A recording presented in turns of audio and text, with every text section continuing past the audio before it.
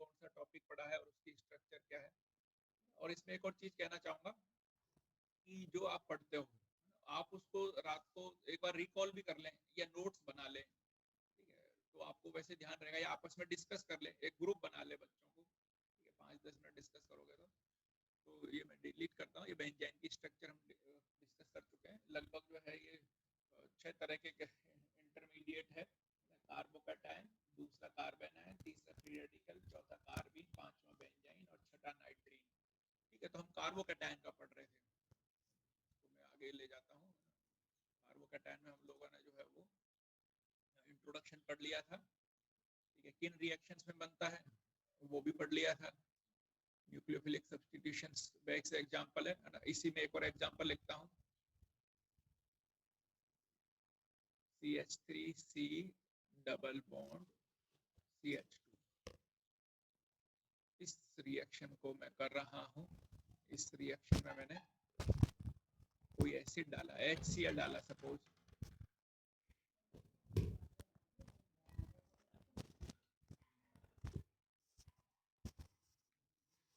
ठीक है। तो पहली चीज आप लोगों से पूछना चाहूंगा, प्रोपीन, इस कंपाउंड का नाम प्रोपीन है। प्रोपीन के अंदर कौन सी रिएक्शन होगी? Addition, substitution, elimination, rearrangement?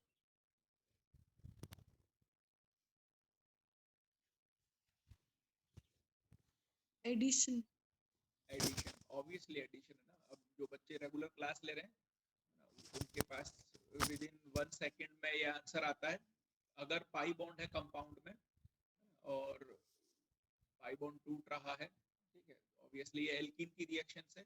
और उस एडिशंस में भी मैं कहूंगा इलेक्ट्रोफिलिक एडिशन है ना। सारी की सारी एल्कीन और एल्काइन मेजॉरिटी रूप से इलेक्ट्रोफिलिक एडिशन शो करती है। अब इसका मतलब क्या है? इलेक्ट्रोफिलिक एडिशन का मतलब है एडिशन तो दोनों का होगा, यहाँ पे H प्लस भी ऐड होगा और Cl माइनस भी ऐड होगा। लेकिन चूंकि ये, अच्छा एक और चीज है, जो एडिशन रिएक्शंस होगी वो डबल स्टेप्स होती है मोस्टली, अगर उसमें इंटरमीडिएट बन रहा है तो यहाँ पे जब इलेक्ट्रोफिलिक एडिशन कह रहा हूँ मैं, तो इसका मतलब फर्स्ट अटैक H प्लस का होगा, ठीक है। अब यहाँ पे हम बात कर रहे हैं एक ऐसी चीज की जिसको लेके मार्कोनी का भाई साहब ने नियम भी बना दिया, जबकि हकीकत में नियम जैसा कुछ था नहीं, वो सिंपल मैकेनिज्म थी। लेकिन चूंकि उस समय ऑर्गेनिक केमिस्ट्री का इतना डेवलपमेंट नहीं हुआ था, इसलिए उस समय वो चीज बड़ी लगी, है ना, और मार्कोनी का नाम हो गया। तो अब यहाँ पे इलेक्ट्रोफिलिक एडिशन का मतलब है कि H प्लस अटैक करेगा पहले, ठीक है। अच्छा ये भी कैसे डिसाइड हुआ? Cl माइनस क्यों नहीं कर रहा है? दो चीजें हैं, Cl माइनस का ऑक्टेट पूरा है, H प्लस इलेक्ट्रॉन डेफिशिएंट है, हाईली एक्टिव है। अगर मैं कहूँ H प्लस और Cl माइनस में से ज्यादा अटैकिंग स्पीशीज कौन सी है? दूसरी चीज है ना, इसको देखते हैं, CH3I का प्लस आई इफेक्ट। ओवरऑल ये कंपाउंड इलेक्ट्रॉन रिच कंपाउंड है, तो ये एल्कीन भी किसको प्रेफर करेगी अपने पास बुलाना? क्योंकि ओवरऑल इलेक्ट्रॉन डेंसिटी ज्यादा है, तो ये प्लस को अटैक के लिए करेगी। तो अब यहाँ पे दो सवाल है, रिएक्शन इंटरमीडिएट कौन बनेगा और H प्लस कहाँ अटैक करेगा? तो सबसे पहले हम एक ऑर्गेनिक कंपाउंड जो है जिसको कि प्रोपीन कह रहे हैं, इसका पोलराइजेशन करते हैं। पोलराइजेशन का मतलब है पाई इलेक्ट्रॉन या सिग्मा इलेक्ट्रॉनों का पार्शियली एक तरफ हो जाना। तो जब ये पाई इलेक्ट्रॉन इधर आएंगे, ठीक है, तो यहाँ डेल्टा माइनस होगा और इस कार्बन पर डेल्टा प्लस होगा, है ना। और आईपीएससी के हिसाब से नंबर भी दे देता हूँ मैं, ये 1 कार्बन, ये 2 कार्बन और ये 3 कार्बन। तो अब आप बता सकते हो, पहली चीज तो क्लियर हो गई है, फर्स्ट अटैक H प्लस करेगा, तो कौन सा प्रोडक्ट बनेगा? H प्लस कहाँ चलो प्रोडक्ट तो बाद की बात है, H प्लस 1 2 3 कहाँ जुड़ेगा? फर्स्ट कार्बन, फर्स्ट कार्बन पे जुड़ेगा, है ना। तो फिर हम इसको जब मैकेनिज्म शो करते हैं तो इस तरीके से बताते हैं, H प्लस का अटैक करवाते हैं। एक बार हम इस Cl प्लस को भूल जाते हैं, या मैं इसको इरेज कर देता हूँ। फर्स्ट जो है, मैं क्योंकि इंटरमीडिएट पढ़ रहे हैं, किसी बच्चे ने रेज हैंड किया है, बोलो बेटा क्या कह रहे हो?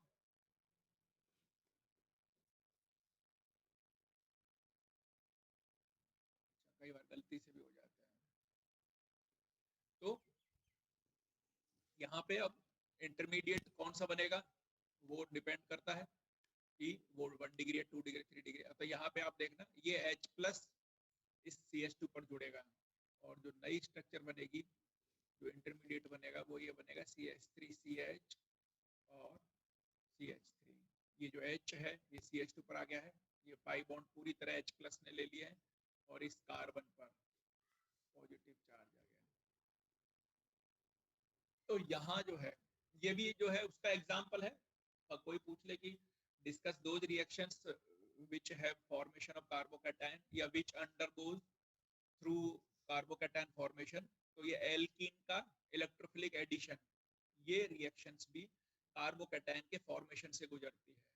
अब आगे देखते हैं। आप जब मार्कोनिकॉफ ने ये नियम दिया तो उसने एक चीज देखी हमेशा ही कि यार जो H प्लस है ये हमेशा जो है वहां जुड़ रहा है जहां इलेक्ट्रॉन डेंसिटी ज्यादा है, या अगर हम बात करें कि Cl माइनस तो ये फाइनल प्रोडक्ट में कहाँ जुड़ेगा, ये अगले स्टेप में ले जाते हैं। मैं फाइनल अब रिएक्शन को कंप्लीट कर रहा हूँ, Cl माइनस जोड़ देते हैं तो जो प्रोडक्ट बनेगा वो बनेगा CH3CH, यहाँ Cl बन जाएगा और यहाँ CH3, 2 क्लोरोप्रोपेन बनेगा। ठीक है, तो हमारा कंसंट्रेशन अभी कार्बोकैटायन पे है। लेकिन सपोज यही H प्लस अगर आप C2 पर जोड़ते तो कौन सा कार्बोकैटायन बनता, तो 1 डिग्री बनता।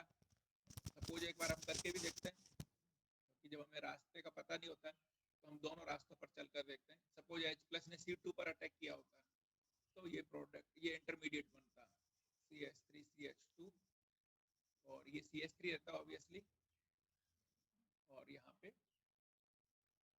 आपके प्लस आ जाता है।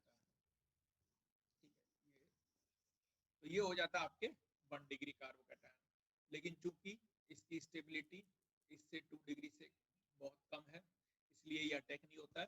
दोनों ही रीजन है, पहला तो H प्लस इलेक्ट्रॉन डेंसिटी के कारण 1 पर ही प्रेफर करता है, लेकिन सपोज अगर ये C2 भी अटैक करता है C2 पर भी, तो भी जो है जो बना हुआ इंटरमीडिएट है वो इससे लेस स्टेबल होगा।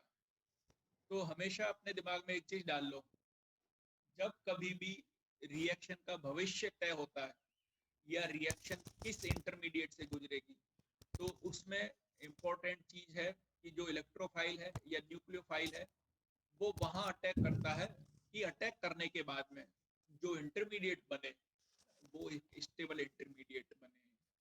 ये कॉन्सेप्ट आपको वहां भी काम आएगा जब आपके पास अलग अलग तरह के अभिकारक हो, रिएक्टेंट हो, और फिर ये पूछा जाए कि निम्न में से कौन सी रिएक्शन फास्ट होगी। तो यहाँ एक और चीज है, वो रिएक्शन फास्ट होगी, उस रिएक्शन में प्रोडक्ट ज्यादा बनेगा, वो रिएक्शन अच्छे ढंग से होगी जहां पे इंटरमीडिएट ज्यादा स्टेबल होगा।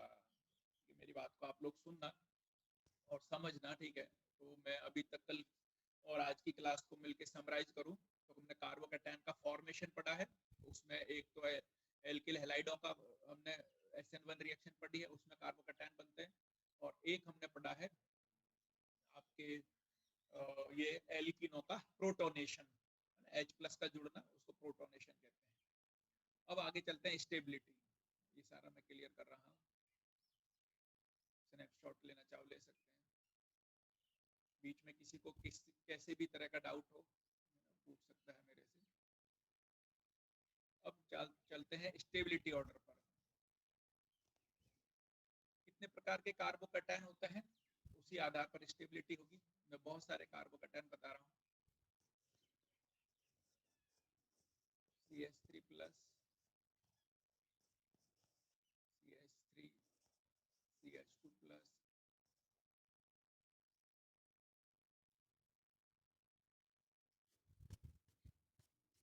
CH3, CH, CH3, यहाँ पे plus, CH3C, CH3, CH3 plus, उसके बाद में है CH2, CH2 double bond CH, CH2 plus, उसके बाद में है बेंजाइल CH2 प्लस, उसके बाद में है ट्राइफिनाइल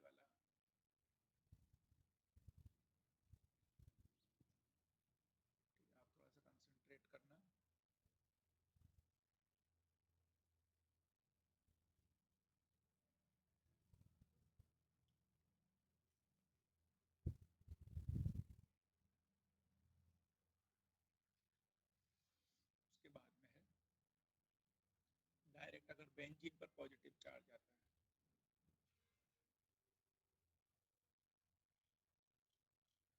इसको फिनाइल एनायन भी कहते हैं, C6H5+। ठीक है, और उसके बाद में एक और ले लेते हैं, CH3 CH2। बहुत कॉम्प्लिकेटेड हो जाएगा, ये अगले उसमें डिस्कस कर लेंगे, जगह भी नहीं बची है। चलो जी, अब स्टार्ट करते हैं स्टेबिलिटी ऑर्डर। पहले नंबर में दे देता हूँ और आप लोगों से पूछ लेते हैं आपको कितना आता है। एक कलर चेंज करता हूँ, 2 3 4 5 6 7 और 8 तरह के कार्बोकैटायन है ना। मैं इनका नाम बता देता हूँ। First number methyl carbocation, ethyl carbocation. Third isopropyl carbocation. Fourth tertiary butyl carbocation. Eighth number का एलिल कार्बोकैटायन, नाम दे देता हूँ उसको allyl, allyl carbocation. Seventh number का बेंजाइल कार्बोकैटायन, C6H5CH2 को बेंजाइल कहते हैं, BNZYL, बेंजाइल कार्बोकैटायन। उसके बाद में सिक्स्थ नंबर का जो है उसको कहते हैं ट्राइफिनाइल, है ना। देखो 1 2 3 C6H5, है ना। मैं इसको शॉर्ट में से भी लिख सकता हूँ, C6H5 का होल थ्राइस और कार्बन, और उस कार्बन पर पॉजिटिव चार्ज। ठीक है, तो इसको हम कहेंगे ट्राइफिनाइल कार्बोकैटायन। पूछते हैं आप लोगों से, फिर हम लोग डिस्कस करेंगे। सर ये फिफ्थ नंबर वाला क्या है, एक बार वापस बता देना। हाँ, फिफ्थ नंबर वाला ना, मुझे अच्छा लग रहा है आप लोग इंटरेक्ट कर रहे हो। इसको मैं और थोड़ा सा अच्छे ढंग से लिख देता हूँ। मुझे खुशी है कि आप लोग मेरे से पूछो, इसको वाकई एक्टिव लिसनिंग कहते हैं, कि आप मेरे को जो है वो डायरेक्ट पूछते हो कि सर ये चीज हमें समझ में नहीं आ रही है, आप बेंजीन बनाओ। ठीक है, उसमें बेंजीन में हाइड्रोजन को H- के रूप में यदि निकालते हो तो फिर ऑब्वियसली यहाँ इस कार्बन पर या बेंजीन पर प्लस आ जाएगा। इसको फिनाइल कार्बोकैटायन कहते हैं, या इसको ऐसे भी लिख सकते हैं C6H5+, इसको कहते हैं फिनाइल कार्बोकैटायन। ठीक है, अब मुझे बताओ सबसे लीस्ट स्टेबल, सबसे कम स्टेबल, सबसे कम स्टेबल कौन सा कार्बोकैटायन होगा? फर्स्ट वाला। फिफ्थ वाला। फर्स्ट वाला। CS3। फिफ्थ वाला होगा। तो इसमें रेजोनेंस ऑडियंस जो है वो मुझे भी कंफ्यूज कर रही है ना, क्योंकि अलग अलग जवाब आ रहे हैं। सर फिफ्थ में रेजोनेंस नहीं होगा ना, तो वो होता है या फर्स्ट? देखो एक चीज क्लियर है और आप लोग सही कह रहे हो, आंसर है ना फर्स्ट और फिफ्थ में से ही है, ये क्लियर है। फर्स्ट वाला होगा मेथिल कार्बोकैटायन। अब एक्सप्लेन कौन करता है ये देखते हैं। सर फर्स्ट वाला होगा। सर फिफ्थ फिफ्थ वाले के होगा। अंदर पाई बॉन्ड, सर फिफ्थ वाले के अंदर पाई बॉन्ड भी अवेलेबल है और 2 डिग्री कार्बन काउंट होगा। ठीक है, आंसर एक ग्रुप ने या कुछ बच्चों ने सही बताया। चलो हम पूरा डिस्कस करते हैं। अभी देखो आप लोगों से आंसर पूछेंगे, मैं वापस अब इनके रीजन्स बताता हूँ।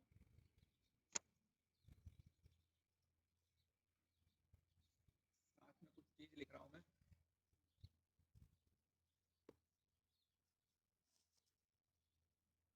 कार्बोकैटायंस की स्टेबिलिटी दो फैक्टर्स पे निर्भर करती है। ठीक है, पहला तो जो है प्लस आई इफेक्ट या इंडक्टिव इफेक्ट, वो ऑब्वियसली इंक्रीज करेगा स्टेबिलिटी को, और दूसरा है रेजोनेंस।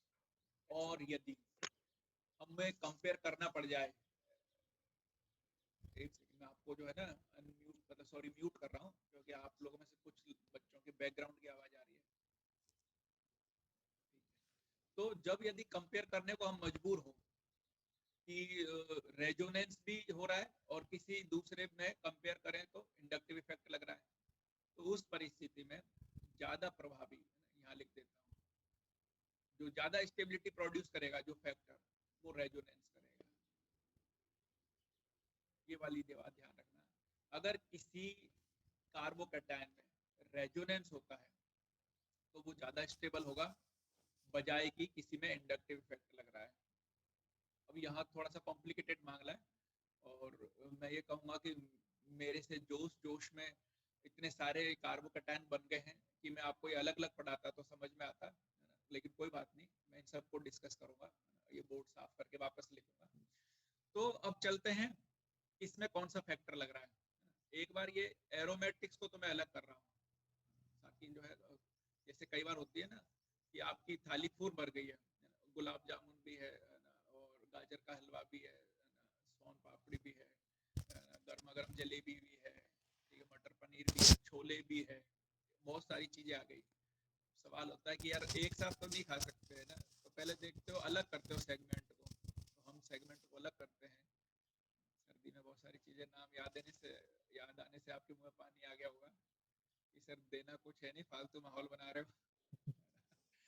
ठीक है, तो पहले 1 2 3 4 को क्लियर करते हैं, और इसमें तो मुझे लग रहा है कि 90% बच्चों को क्लियर है कि इन 1 2 3 4 में से ज्यादा स्टेबल कौन है।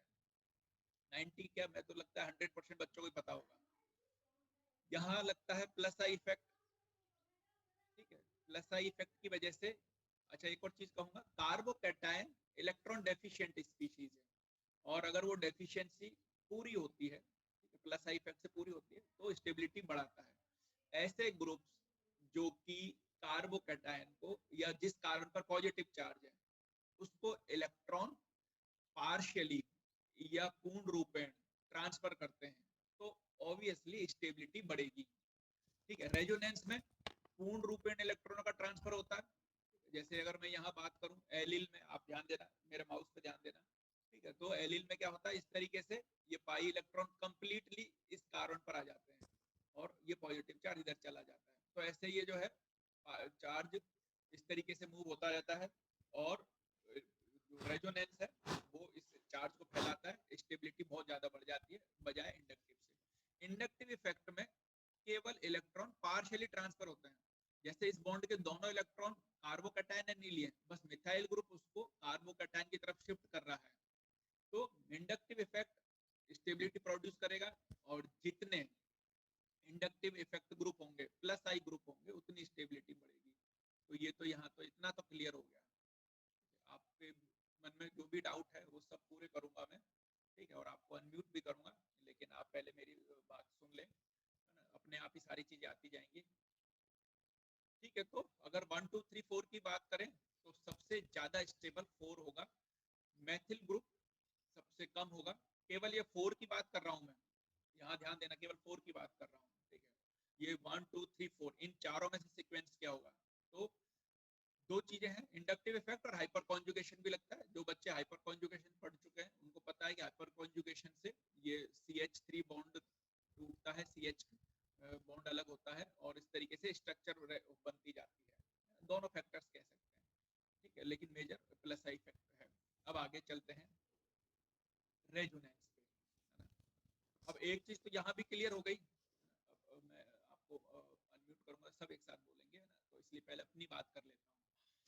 अगर मैं 4 और 8 को कंपेयर करूं, ठीक है, 4 में इंडक्टिव इफेक्ट लग रहा है और 8 में डायरेक्ट मस्त वाला रेजोनेंस हो रहा है, ठीक है। मैं ये नाम हटा रहा हूँ अभी और कुछ स्ट्रक्चर बना रहा हूँ, क्योंकि मेरे पास बोर्ड में जगह नहीं है, लैपटॉप पूरा भर गया है, और आप लोगों का भी मोबाइल पूरा स्क्रीन भर गई होगी। वापस पेन को लेते हैं, एक सेकंड, मैं इसको साइड में लिख रहा हूँ, है ना। जैसे किस तरीके से होता है रेजोनेंस, मैं ये डबल एरो बनाता हूँ, डबल हेडेड एरो, और ये इस तरीके से पॉजिटिव चार्ज इस लेफ्ट हैंड साइड के कार्बन पर चला जाएगा, और ये पाई इलेक्ट्रॉन इस पड़ोसी कार्बन पर आ जाएंगे, तो ये स्ट्रक्चर बनेगी, है ना। इस तरीके से ये एलिल में, ये एलिल ग्रुप है पूरा, एलिल में रेजोनेंस हो रहा है। तो अगर 4 और 8 का कंपेयर करें, ठीक है, तो ऑब्वियसली 8 सबसे ज्यादा होगा, नीचे का अभी नहीं कर रहा हूं मैं अभी कंपेयर कर रहा हूं 1 2 3 4 8, तो सबसे ज्यादा होगा 8, फिर उससे कम 4, उससे 3 और फिर 2 और फिर 1। 4 और 8 का कंपेयर क्यों किया? एक में इंडक्टिव इफेक्ट लग रहा है, एक में रेजोनेंस लग रहा है। रेजोनेंस ज्यादा स्टेबिलिटी प्रोड्यूस करता है, क्योंकि अंतर देखना, मिथाइल ग्रुप में केवल और केवल इलेक्ट्रॉनों का पार्शियल ट्रांसफर हो रहा है, प्लस आई इफेक्ट, लेकिन एलिल में रेजोनेंस के कारण पाई बॉन्ड के दोनों इलेक्ट्रॉन कार्बोकैटायन पर चले गए, जिसकी वजह से वहां इलेक्ट्रॉन आ गए हैं, पॉजिटिव चार्ज हट गया है, वो दूसरे कार्बन पर चला गया है, और इस तरीके से ये पॉजिटिव चार्ज फैल गया है, दोनों में रेजोनेटिंग स्ट्रक्चर बनती है। तो मैं 3 कार्बन बना रहा हूँ और नए कलर से डॉट डॉट करके ये जो है ये इलेक्ट्रॉन जो ट्रांसफर हुआ है वो बता रहा हूँ, पाई इलेक्ट्रॉन दोनों के बीच में, और चार्ज भी डिस्ट्रीब्यूट हो गया है, चार्ज फैल गया है, काफी फैल गया है ना, इस तरीके से। तो एलिल ज्यादा स्टेबल है। अब चलते हैं एलिल और ये बेंजिल पर। अब यहाँ पे एक और चीज ध्यान रखना, जितनी रेजोनेटिंग स्ट्रक्चर बनेगी, जब हम रेजोनेंस के बीच में कंपेयर करेंगे, बहुत इंटरेस्टिंग टॉपिक है और उन्हीं बच्चों के समझ में आएगा जो थोड़ा सा 11th-12th पढ़ चुके हैं, अदरवाइज तो आपको थोड़ा सा कम समझ में आएगा, नहीं तो मैं इसको एक्सप्लेन और करूंगा अभी इस स्लाइड के बाद में। थोड़ा सा मेरे से ये कह सकते हैं गलती होगी, मैंने बहुत सारी चीजें एक साथ पूछ लिया तुम लोगों से, है ना, अगर मैं अलग अलग दिखाता, लेकिन कोई बात नहीं, आप समझोगे, कंसंट्रेट करोगे। तो अगर मैं एलिल और बेंजिल की कंपेयर करूं, बेंजिल का कंपेयर करूं, तो बेंजिल में जो है ये कार्बोकैटायन फिनाइल रिंग के अंदर 3 पोजीशन पर घूमता है। इस तरीके से मैं आपको थोड़ा सा बताता हूं,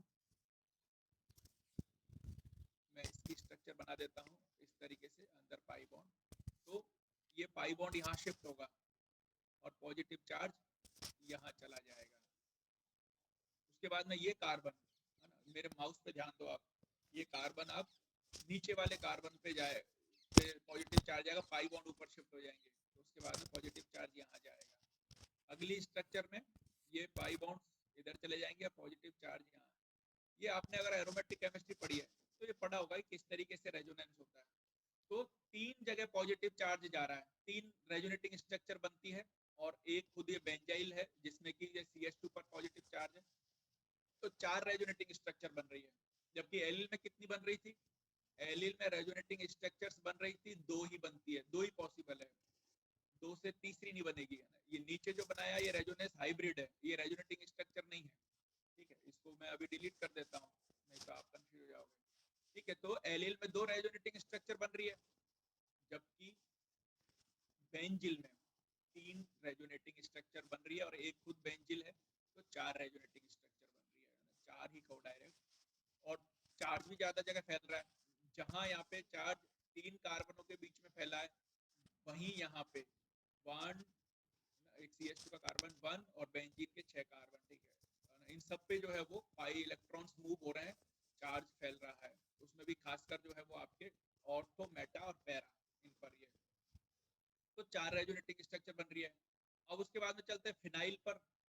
फिनाइल पर जो है एक बेंजीन अगर 3 रेजोनेटिंग स्ट्रक्चर्स दे रही है, ठीक है, तो 3 फिनाइल रिंग है, तो 9 रेजोनेटिंग स्ट्रक्चर और एक इटसेल्फ जो सामने आप लोगों को दिखाई दे रही है, तो इसमें जो है 9 रेजोनेटिंग स्ट्रक्चर बनेगी, ठीक है, समझना आप लोग।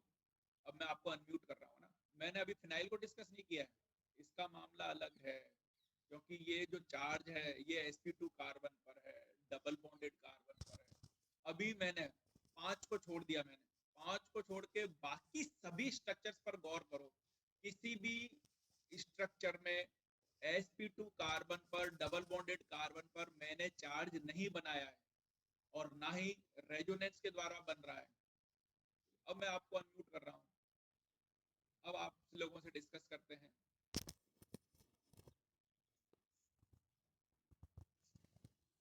है ना, और अब आप लोग अपने आप को अनम्यूट कर सकते हो, है ना, और अब हमारा सवाल है ना, अभी 10 मिनट है हमारे पास, बड़ी इंटरेस्टिंग चीज हमने डिस्कस किया है, 5वें को अभी हम साइड में रखते हैं, है ना, 5वें को अभी डिस्कस करूंगा क्योंकि इसके लिए जगह ज्यादा चाहिए। अब बताओ मुझे, 5वें को एक बार भूल जाओ, इसको छोड़ के अब स्टेबिलिटी ऑर्डर बताओ, हाईली स्टेबल कौन होगा? 6 नंबर वाला, 6 वाला, 6 नंबर वाला, ट्राइफाइनाइल वाला जो है ना, नहीं 6, एक मिनट कहाँ गया, हाँ बिल्कुल 6 है ना, ये 9 तो मैंने उसकी रेजोनेटिंग स्ट्रक्चर बना दी थी ना, एक मिनट, तो 6 नंबर का है ना, जो ये पिंक कलर है ना, ये नंबर दिए थे हमने, तो सबसे ज्यादा स्टेबल होगा 6 नंबर का ट्राइफिनाइल कार्बोकैटायन, क्योंकि इसमें ज्यादा जगह चार्ज घूमेगा, हर रिंग पर चार्ज घूमेगा, 10 रेजोनेटिंग स्ट्रक्चर बनेगी। बिल्कुल सही है। इससे कम लेस स्टेबल 7 7 7 वाला 7 वाला, उससे कम 8 8 वाला, वाला, उससे कम 4 4 3 3 2 2 1 1 ठीक है, ये चीज क्लियर हो गई है। अब दूसरा जो सवाल है कि भाई जब सबसे कम मिथाइल है तो अब इस फिनाइल का कंपेयर करते हैं ना, इन दोनों में देखते हैं। ये आप इसका चाहो तो स्नैपशॉट ले लो, मैं इसको रिमूव करने वाला हूँ और ऊपर सीक्वेंस भी लिख देता हूँ और 5वें का भी सीक्वेंस बता देता हूँ, ताकि डिस्कस तो हम कर ही लेंगे। सबसे लीस्ट स्टेबल 5th, उसके बाद में 1, उसके बाद में 2, अबे उसके बाद में फिर 8, उसके बाद में फिर आपका 7 और उसके बाद में 6। ये इसका सीक्वेंस हो गया, सबसे लीस्ट है 5th। बात करते हैं, इसको हटा दूं, मैं डिलीट कर दूं, क्लियर कर दूं, पूरे बोर्ड को साफ कर दूं, हम डिस्कस करेंगे मिथाइल और इसका।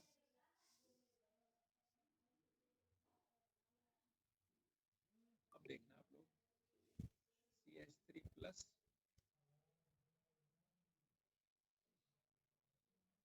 CH3CH plus CH3C triple bond C plus, और फिर एक या जो फिनाइल था उसको भी लिख लेते हैं। अब एक सेकंड ना, नहीं तो आप फिर वापस की सर मैं चीज बताओ, पहले तो दोनों का कंपेयर करके बताओ, या इस ट्रिपल बॉन्ड वाला कर देता हूँ, तो कंफ्यूज आओगे। बस ये फिनाइल बना रहा हूँ। अब देखो इसका भी जवाब आप लोगों से निकलवाता हूँ मैं, आप खुद ही बता दोगे। पाई बॉन्ड की इलेक्ट्रोनेगेटिविटी ज्यादा है कार्बन की, यार ये तो तुमने खुद ही जवाब दे दिया ना मुझे डिस्कस करने प्लस नहीं चार्ज दिया है ना। मुझे तो ये लग रहा था यार मैं बच्चों को इम्प्रेस करूंगा, है ना, बता के, तुम तो खुद ही सारी चीज एकदम सही बता रहे हो। ठीक है, तो बेसिकली यहाँ इसका जवाब छुपा है, Na प्लस और Cl प्लस में से ज्यादा स्टेबल कौन है? Na plus Na plus. जैसे जैसे इलेक्ट्रोनेगेटिव एटम हम पॉजिटिव चार्ज डालते हैं, तो ज्यादा इलेक्ट्रोनेगेटिव एटम पर अगर पॉजिटिव चार्ज है तो उसकी स्टेबिलिटी घट जाएगी। जैसे अगर मैं पूछूं Cl प्लस और F प्लस में से ज्यादा स्टेबल कौन होगा इन दोनों में से, तो आप कहोगे Cl Cl plus Cl Cl plus plus Cl plus. ठीक है, तो अब यहाँ पे एक और चीज जो है ना, इसको साइड में करते हैं। जब sp3 कार्बन, sp2 कार्बन और sp कार्बन, इनकी इलेक्ट्रोनेगेटिविटी का कंपेयर करते हैं, तो sp3 कार्बन की इलेक्ट्रोनेगेटिविटी कम होती है उससे ज्यादा sp2 की और sp की। ठीक है, अगर sp कार्बन पर पॉजिटिव चार्ज आ जाता है तो उसकी स्टेबिलिटी कम होगी, sp2 कार्बन पर पॉजिटिव चार्ज आता है उसकी स्टेबिलिटी कम होगी। ठीक है, और sp3 पर आता है उसकी ज्यादा होगी। ठीक है, sp3 की स्टेबिलिटी sp2 से ज्यादा होगी और sp2 की स्टेबिलिटी sp से ज्यादा होगी, है ना। और जो मैंने बनाया था वो आपको समझ में आएगा। तो फिर अब आपके पास जवाब है, मिथाइल कार्बोकैटायन बना है, ठीक है, वो पहले CH4 से बना है। ठीक है, 3 वैलेंसी, सारे के सारे सिग्मा बॉन्ड है, खोल के लिखता हूँ तो ऐसे लिखते हैं, हाइड्रोजन हाइड्रोजन हाइड्रोजन, और यहाँ पे सपोज Cl था, है ना, sp3 कार्बन से बना है, ये निकल गया, Cl को हटा दिया मैंने, और फिर पॉजिटिव चार्ज है, मतलब तीनों के तीनों सिग्मा बॉन्ड है। लेकिन अब यहाँ देखते हैं, यहाँ पॉजिटिव चार्ज तब बना है जब यहाँ का H निकल गया, तो ये सारे के सारे कार्बन कौन से हाइब्रिडाइज्ड कार्बन है? sp2। ठीक है, तो sp2 कार्बन की इलेक्ट्रोनेगेटिविटी ज्यादा होती है, ज्यादा इलेक्ट्रोनेगेटिव एटम पर पॉजिटिव चार्ज आता है, पहले ही इलेक्ट्रॉन डेफिशिएंसी है। ठीक है, और हम और उसको इलेक्ट्रॉन डेफिशिएंट कर रहे हैं तो स्टेबिलिटी घटती जाएगी। तो मिथाइल और फिनाइल में से कम स्टेबिलिटी किसकी होगी? phenyl फिनाइल की, फिनाइल की, है ना। और इसी कड़ी में फिर दूसरी चीज भी जो थोड़ी देर पहले लिखी थी वो भी आपको समझ में आ गई होगी, अगर हम ये इसका कंपेयर करें,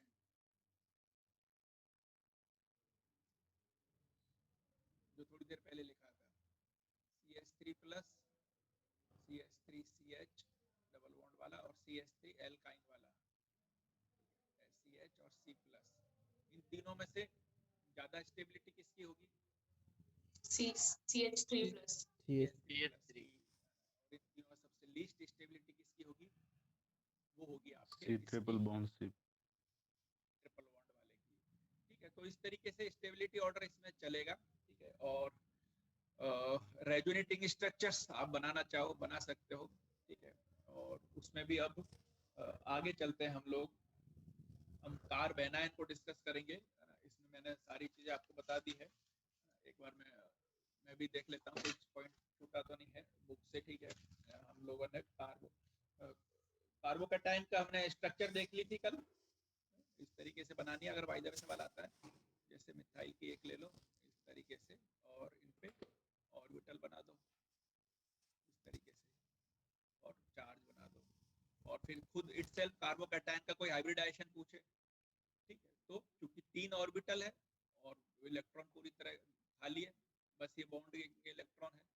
3 ऑर्बिटल जब होते हैं या 3 सिग्मा बॉन्ड जब होते हैं, तो बनी हुई स्पीशीज का हाइब्रिडाइजेशन sp2 कहलाता है, इटसेल्फ कार्बोकैटायन का।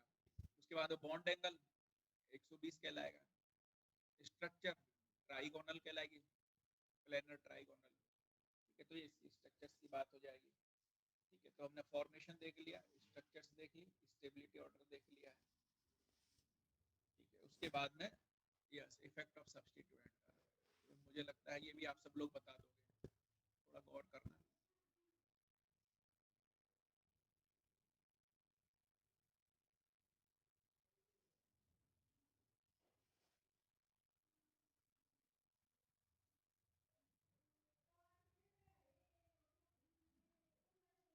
तीनों में से ये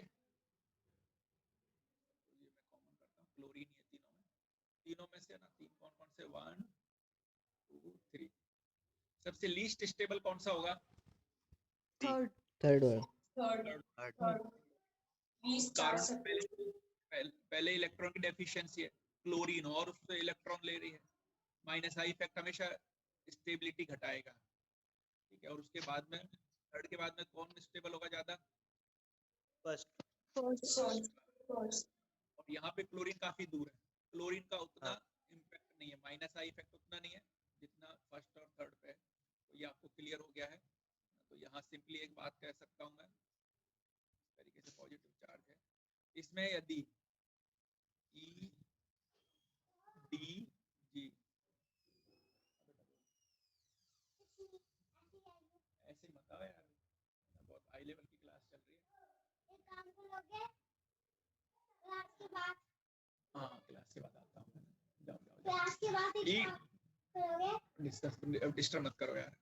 EDC इलेक्ट्रॉन डोनेटिंग ग्रुप, अगर EDC है तो स्टेबिलिटी इंक्रीज होगी। ये ऑनलाइन का डिसएडवांटेज है, कॉलेज में होते तो इस तरह की चीजें नहीं होती।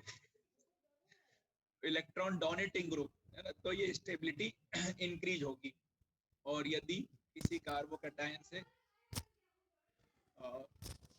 इलेक्ट्रॉन विथड्रॉइंग ग्रुप, उसमें डायरेक्शन इधर कर देते हैं EWG, ये अगर जुड़े होते हैं, ठीक है, तो वो इलेक्ट्रॉन खींचेगा उस कार्बोकैटायन से, तो स्टेबिलिटी डिक्रीज होगी। दो चीजें हैं, अगर इलेक्ट्रॉन डोनेटिंग ग्रुप है, अच्छा इलेक्ट्रॉन डोनेटिंग में कौन कौन से ग्रुप होंगे? ठीक है, मिथाइल ग्रुप होंगे, पाई इलेक्ट्रॉन सप्लाई करने वाले ग्रुप होंगे,